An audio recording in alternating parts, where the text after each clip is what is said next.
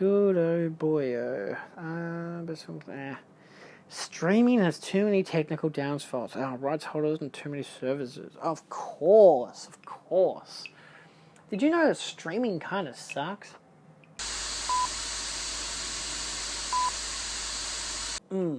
Beautiful. Ice cold water. Love it. Let me start that again. That's fucking weird.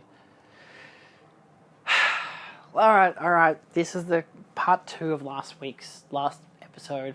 I previously talked about the benefits, of streaming. Can streaming be good? The main note I took out of it was streaming can introduce people to new films and stuff that they wouldn't regularly watch. Especially like me as a physical media collector. Hey, look, here's a movie I probably wouldn't have watched normally, or I didn't have easy access to. I'll watch it. Oh wow, I really liked it. I'm going to buy that on Blu-ray. That's the thing. But obviously there's the contrast. Hey, maybe streaming's kind of shit. And obviously it is. We all know that streaming has a lot of issues from, bitrate issues and compression and poor dubs and poor subtitling and poor audio and poor visual. All the really watered down. It's like going to the club and getting booze. It's just gonna taste like shit because it's mostly watered down. But you're gonna pay top dollar for it, baby. Don't go clubbing, kids. It's not good for your health. So, I want to talk about streaming in that capacity. What the fuck is the problem with it? And most of it comes down to someone responding to one of my recent videos saying how they hate streaming so much. They got Paramount Plus and it doesn't have the Friday the 13th films. What the fuck? And I looked into it. I was like, let me double check this first. I looked it up. Paramount doesn't own Friday the 13th anymore. It's Warner Brothers, my guy. Whether or not they have streaming rights is a different thing, because that's also something you've got to take into note. I think Video Game Donkey had done a video recently talking about, weird of all people that for it to be fucking donkey to do it, but he did a video being like, oh, why, here's a guide to figuring out which streaming services you want to use. And in it, he was like, oh, he wanted to watch Godzilla vs. Kong, the original 1962 film. And, he went through like, oh, well, there's this Godzilla film on this platform, and this one on this one. And he broke down all these, jumping from all these different platforms, and he's like, oh, if I want to watch Pokemon, you have 2 seasons are on that streaming service, but then it has 3 extra episodes of that season and 4 of that season, but then the rest of the seasons are on that platform, and then the more are on that, and it keeps jumping between platforms for one show. The round table thing he got to was how with Godzilla vs. Kong, it wasn't available on any streaming service. He even mentioned, obviously, Godzilla vs. Kong, because it's actually King Kong vs. Godzilla. Godzilla vs. Kong, the MonsterVerse film, which was, I don't even know if it was on Max at the time that he mentioned it in the video. I think it was on Netflix by that stage. It had gone from Max and then it went on to Netflix. And, the roundup for the video was how King Kong vs. Godzilla was not available for streaming anywhere, which wasn't exactly true. He literally just said I have to buy the Blu-ray. So at least he rounded it up by saying if you can't find the film, maybe you support physical media, which a good end note, of course. As a physical media collector myself, I'm like, Criterion, mention the Criterion. Holy shit, how are you not mentioning the Criterion? Because the Criterion channel does have... Did they even have King Kong vs. Godzilla? I'm pretty sure they did. I don't actually know anymore. I think they did for a time. They might not actually have it anymore. I can't remember. I'm not currently subscribed. I'm in my 3 months of it being paused, which was probably a bad idea because there's a bunch of Ken Russell films on right now, and I'm like, oh, I probably should have kept it. But I haven't had time to watch anything, so I've been too busy. But I have the Blu-ray, and my friends had seen it because I have the Criterion set. And they went, a friend of mine who I follow on Letterboxd saw it, and they were saying how they enjoyed it, but they wish they saw the Japanese version. It sucks that they couldn't find it anywhere. But they noted in their tags that they watched the Criterion version, and I was like, oh, well, if you have the disc set, it's actually on the supplementary disc, which is even more bizarre that they have the rights to the American release, which is I think 5 minutes shorter or something, which is on the main disc. Disc 2 is King Kong vs. Godzilla, and Godzilla Raids Again. And both of which are not worth watching on that whole disc, because Raids Again kind of sucks, and King Kong vs. Godzilla, the American version, kind of sucks. But of course, if you go to the very last disc, it was like disc 8, which is supplementary, a bunch of special features. Oh, look, lo and behold, it's the fucking Japanese version of King Kong vs. Godzilla, just sitting there waiting for you to watch it. Which is so funny to me, because I'm pretty sure my friends had also done the same thing. They want to watch the movie, they watched the American release, and I was like, the supplementary disc has, like, 2 different people saw the film, and they both just watched the main disc. That was the first thing I looked up when I got it, because I really wanted to watch it when it came in.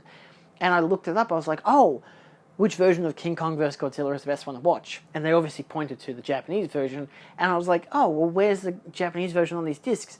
And I read into it, and it said supplementary, and of course I went to the supplementary disc. You get the point, alright? So, that Friday the 13th not being on Paramount Plus because they don't have the rights to it, as well as not just the factor of they might have had the original rights, especially to the name Friday the 13th, because I know there's a whole different things. There's Crystal Lake has rights, Jason Voorhees has rights, and Friday the 13th. All 3 of them have different names of rights, which is ridiculous. But it's owned by different people in different studios, which is so crazy. But the same thing can be applied, like, hence why, like, the last 2 that were, like, Miramax films were, like, Jason Takes Manhattan. Actually, no. It was just Jason Goes to Hell, The Final Friday, and Jason X, because they couldn't have had Friday the 13th in the title, because they didn't own that, but they owned the character of Jason. But they didn't own his likeness, so they couldn't use the mask, which is even goofier. They own the name of the character, but not the looks of the character. But still, the same applies to movies with streaming, because I recently found out that Yellow Jackets is a Paramount Plus show, of course, is on Netflix. At least in Australia, I don't know if it is anywhere else, but it's on Netflix. I'm like thinking, oh my god, like I can get my dad to finally watch it because it's on Netflix.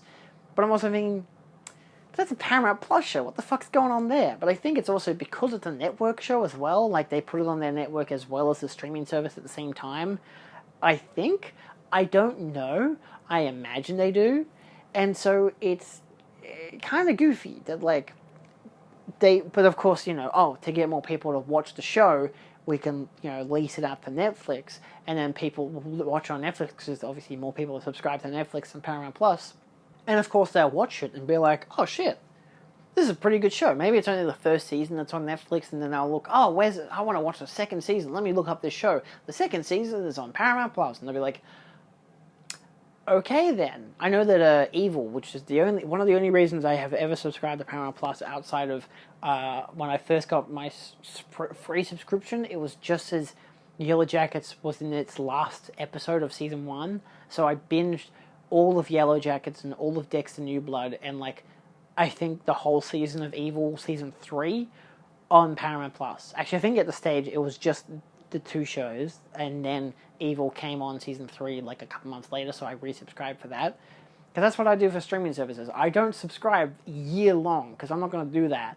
I have to now try to convince my dad to let me cancel my subscription for Apple TV, because what's that show? For All Mankind? Kind of done now. The season has ended, I still need to watch the Monsterverse show as well as Silo, which I really want to watch. But, yeah, the main benefit for that, of course, was my dad finally watched For All Mankind. He's watched a bunch of other shows. Unfortunately, he's sitting through goddamn Ted Lasso, even though he didn't even like it after the first 2 episodes. But my brother was so adamant about, you gotta watch it gets so good. And I'm like, sitting there like, I mean, it's okay. I binged it in like a day for the first 2 seasons, and then I didn't watch season 3 because I just had no interest in it. So, you do what you want to do. But he also used 3.5 hours of his time to watch Killers of the Flower Moon, which finally went to Apple. So I was like, it finally went to streaming. And that's good. He watched it. I'm happy. He wasn't going to go out to the cinema to watch a 3.5 hour film. I did, and I fucking loved it. But, yeah, of course, I was happy that he watched it, though. He watched it all in one sitting. It's good. That's how you should do it. So there are elements like that where you gotta remember that there's licensing problems where so many services will own part of one thing but not all of the rest, or this and that. it's more ridiculous when you have TV shows where half of the show will be on one streaming service, 2 more seasons will be on another one, and the rest will be on another. I don't think we have that in Australia. I think because in Australia we're limited to, like, you get Binge and Stan and Netflix. There's Paramount Plus as well. I think there's, like, another one. I can't remember what the other one is called. But Binge is, like, the equivalent of HBO Max in America, but it's, like, all the HBO Max stuff, but it's also other stuff, because it's, like, Heroes, a bunch of other TV shows and stuff that isn't in the US, you know, on Max and whatever. So, but they can also have stuff that, you know, Binge will have some of the same films and TV shows that Netflix will have, or that Stan will have. Like, they'll share a license for it, which is really interesting. Like, I've noticed that more and more, where a lot more films are popping up on several streaming services. I think my dad had wanted to watch one, and he mentions, like, oh yeah, that film's finally on Netflix. I'm like, what do you mean? It's on Binge. And he's like, no, but it's on Netflix. I'm like, no, it's on Binge. And he's like, no, it's on Netflix. And he showed me, and I was like, what the fuck is it doing on Netflix? It's on Binge. It's on both. You know, I'm only subscribed to Binge right now because I'm getting it for $2 a goddamn month. They just gave me a deal for it, and I just gives me ads while I'm watching a movie or something. Well, actually, I was watching TV shows. I watched the whole movie with no ads, and it was great. I don't really give a shit if there are ads. Like, it doesn't bother me that much, because they're only, like, 30 seconds to 15 seconds to 30 seconds. Like, it doesn't really bother me that much.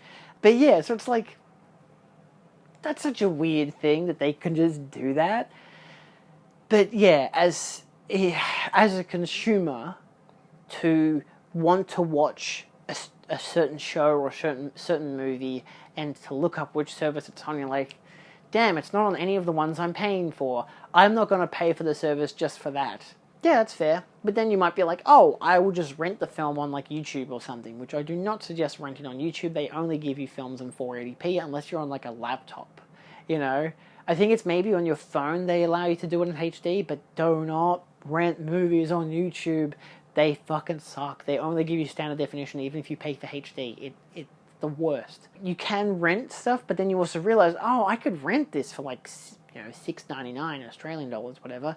But then on Amazon, it's just $7.99 for a subscription. I can watch that and whatever else they have. That's how they get you.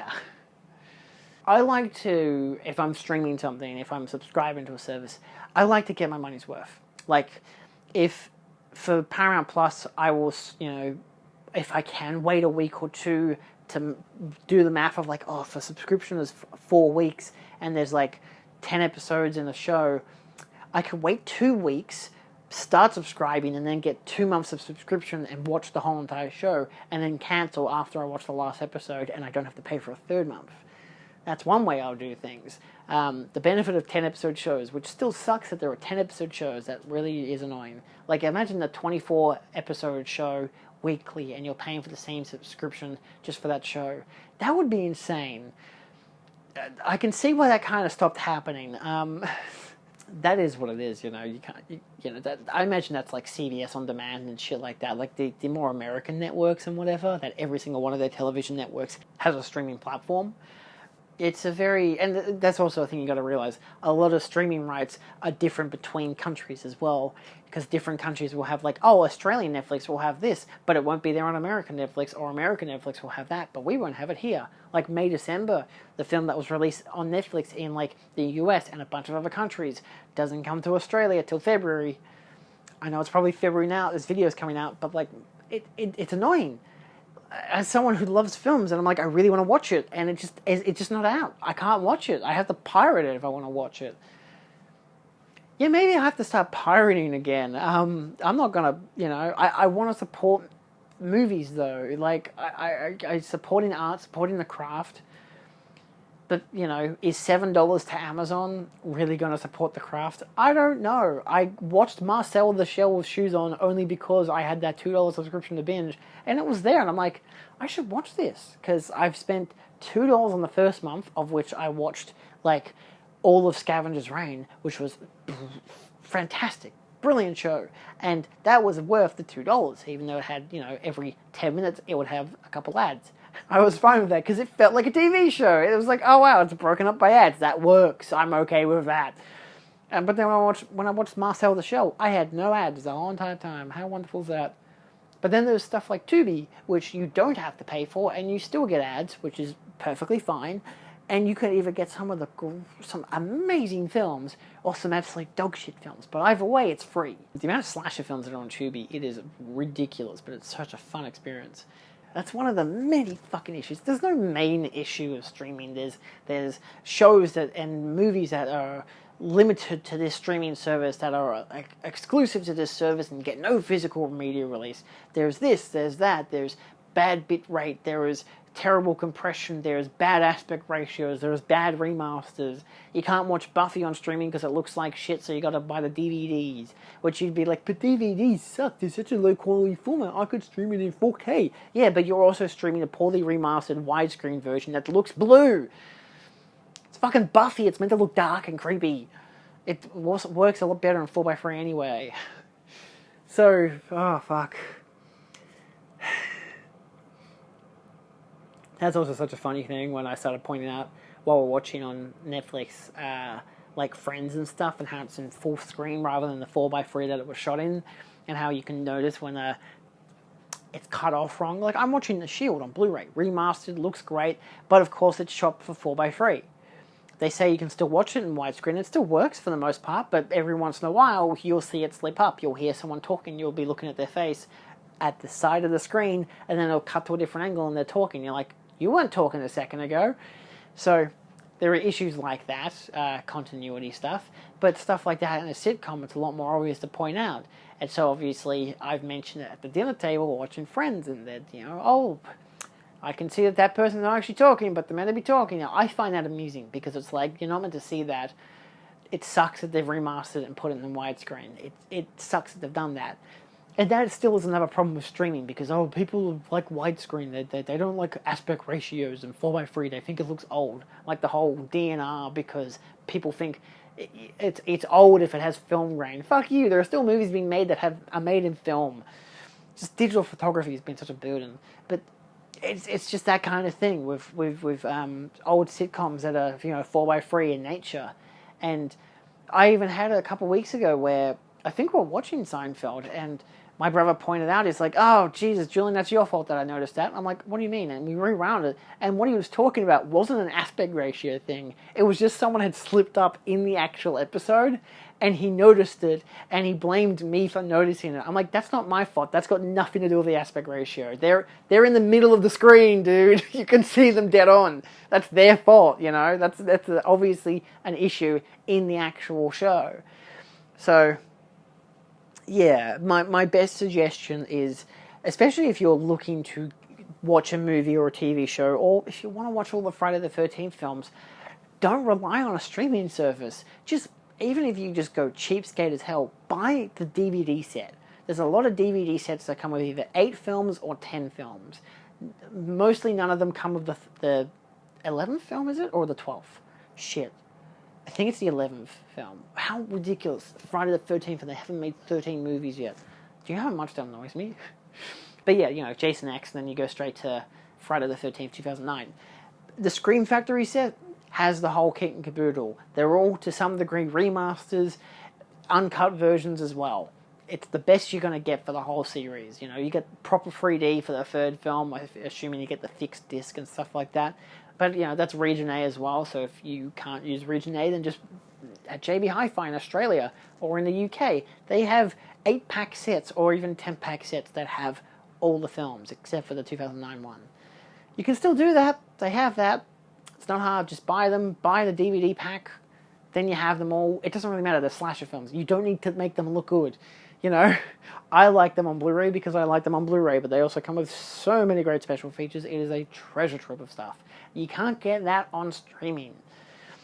You can't get commentaries, you can't get 3D, you can't get any of that shit on streaming, and it kind of shows how streaming kind of sucks. There's obviously a lot more arguments you could make about how there are too many streaming services and all this and all that. It's like, in Australia we're so limited to just a couple that I'm okay with it. I'm in the mood for Paramount Plus. I'll subscribe to that for a month. I won't. I will only watch it if there's like Yellow Jackets or something interesting actually on the goddamn service. Same goes for Binge. If there's something interesting I want to watch, I'll subscribe for a month. If there's something interesting on Apple TV Plus, usually For All Mankind, I'll subscribe to that for a month. It has a lot of great shows, Apple TV Plus. It's the only one of them I actually give props for. Like, I could stick around for this for a couple months. I might have to. I gotta start watching that shit now. Which I might do that Monsters first show after I finish filming. But yeah, it's yeah. I know you can rent as well. There's Netflix, there's Stan, there's a lot of other streaming services, but there aren't that many in Australia. But yeah. Anyway, let me know your thoughts down below. Tell me other shows that or movies that are like the rights. These people have the rights to these movies, or these seasons of a show. These people have the rights to these movies. Or, you know, let me know down below the ones that really annoy you. That, you know, stuff like that, or any experiences you've had where you've wanted to find a movie and the only way to find it was to get this streaming service that you needed a VPN for or something like that. And then it's like, oh, it turns out they've actually only got the cut up version, not the uncut version, which is the one you want to watch. Yeah. Anyway, let me know down below and I'll see you next time. Adios.